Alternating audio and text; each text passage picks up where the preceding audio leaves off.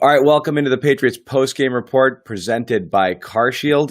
John Zanis, Evan Lazar, and Patriots lose 35-30 to the Seahawks. This was an amazing game.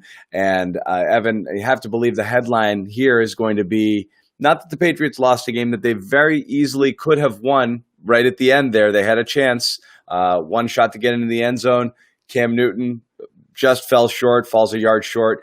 But really how impressive the Patriots offense was when it finally decided to open things up, and Cam Newton with the ball in his hands just made a ton of plays. Well, all game long, I was kind of clamoring for them to open it up, John. I was like, looking at this Seattle secondary, guys are dropping like flies. They're on their fourth and fifth string safety.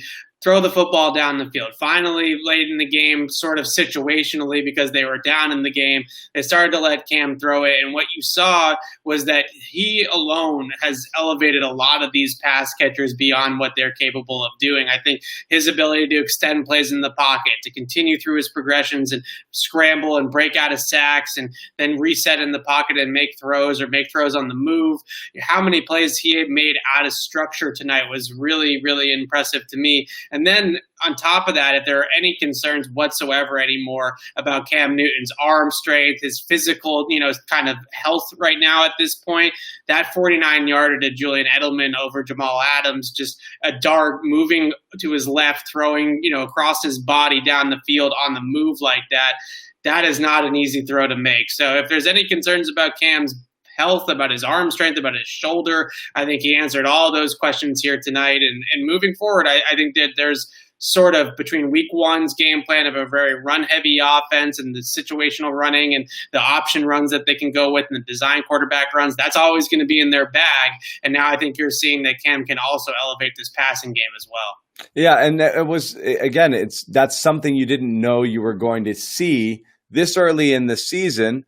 Especially after what you saw week one against Miami, where it was extremely conservative. He didn't make any really challenging throws, really didn't press the ball downfield, didn't extend a ton of plays. And this was really all on Cam just getting to be Cam. And, we talked about it in the postgame show. If the Patriots had decided to kind of put the ball in his hands a little bit earlier, the outcome might have been completely different. Yeah, exactly. And last week I mentioned that stat of he only threw 4 passes down the field and he completed 3 of them. Tonight I got to count up all the circles, on my chart here. There's at least 10 of them down the field, right? So you're throwing passes way down the field here, bombs to Julian Edelman, looking at all those things. I think what you're seeing is a Cam Newton that really, whether it's testament to his hard work or Josh McDaniels and Jed Fish and the coaching that he is getting, his throwing mechanics have looked as clean through 2 games that I have seen him in a lot of studying of him when they signed him back in July. His feet are in sync with the rest of his body. His lower half is definitely unlocking and getting that momentum and that torque that you would want. His shoulders are level when he's throwing the football. You don't see that weird backwards lean that you sometimes see from Cam. The throwing motion itself is always going to be somewhat unorthodox. It's just the way he throws the football, and it's how he's thrown it forever. But if he can keep his lower half, his everything really from sort of the belly button down, continue to lock in the way that it has been through the first 2 games, that is why you have seen such a really accurate Cam Newton out there, which is not something that he necessarily gets credit for being in it throughout his career. So again, the mechanics, the arm strength, the out of structure plays, it was all on display there tonight for Cam at the end of the game. And this is one of those games that you come away saying, okay, they lost and the defense got carved up a little bit by a really good quarterback, but there's a lot to learn from the offensive side of the ball and a lot to grow on that side of the ball and some good things to take away. Yeah, and before we continue on, I just want to briefly tell you again, this Patriot segment is brought to you by CarShield, America's #1 auto protection company. Call 800-CAR-6000, mention the code BEAT, or visit carshield.com. Use the code BEAT to save 10%. That's carshield.com. And Evan, I want to continue on here. You mentioned the receivers. Julian Edelman had a ridiculous game, 7 receptions, career high 179 receiving yards. Isn't it amazing to think in game 2 with Cam Newton, he achieved something he could never do with his best buddy Tom. I wonder if Brady's just little tear down in Tampa seeing that Jules made a new connection. Though this doesn't seem sustainable. And again, he had Jamal Adams on him. And again, maybe they just didn't give Julian enough credit here. Julian's not popping off for 179 yards a game. But N'Keal Harry, a little bit more positive movement this week. Did a lot of good work on that last drive where the Patriots almost came back to take the lead. Ended up with 72 yards. It's still going down a little bit too easily, but you mentioned chemistry. Is there a little something more brewing here where, again, the key phrase here is elevate? Harry needs something to elevate him right now, and you think Cam might be right? And to the point about Edelman quickly, Seattle is a very zone-heavy team, and they just kind of let Jamal Adams or whoever was in the zone just take Edelman one-on-one in space, and Edelman really made them pay for that.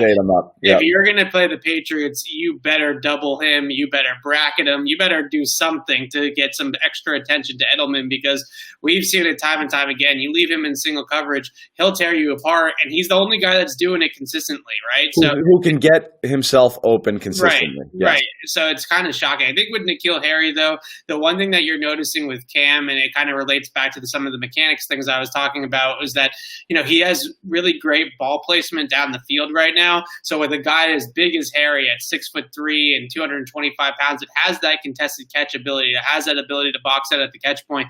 As long as Cam keeps on putting the ball in advantageous positions for him to make those types of plays, we saw tonight that he is capable of doing that. Now, I'm still waiting for the downfield target. There was a couple in that late drive to almost win the game there at the end, where he did throw the ball a little bit more down the field to N'Keal Harry, but I'm still waiting for him to get that DK Metcalf type of target, get that chance to really make a play down the field. But I think what you're seeing is that these two guys are on a good chemistry wavelength here of Cam's going to kind of put the ball in an advantageous position, and N'Keal's going to have to use his body and use his frame and his size to his advantage, and he's done that at least a couple of times in the first couple of weeks. Yep. Run game not nearly as effective in game 2, but Cam Newton carried the Patriots offense in a way we weren't necessarily sure he'd be able to. And certainly this early, only week 2 with the Patriots, and as you said, shades of a Cam Newton you haven't seen for several years in terms of his playmaking ability and his ability to make throws.